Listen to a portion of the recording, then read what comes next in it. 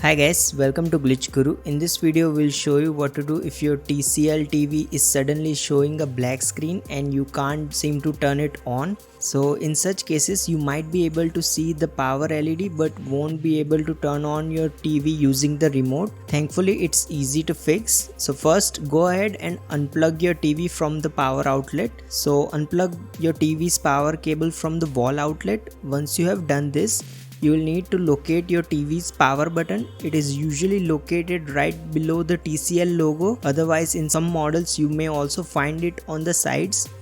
Once you have located this button, press and hold the button for 60 seconds. This will drain any additional power from your TV that may be causing the problem. Once you have drained all the excessive power from your TV, plug the cable back in and try turning it on. Once you do this, the black screen issue will be solved. If you have any questions about this, feel free to ask them in the comments below and don't forget to subscribe.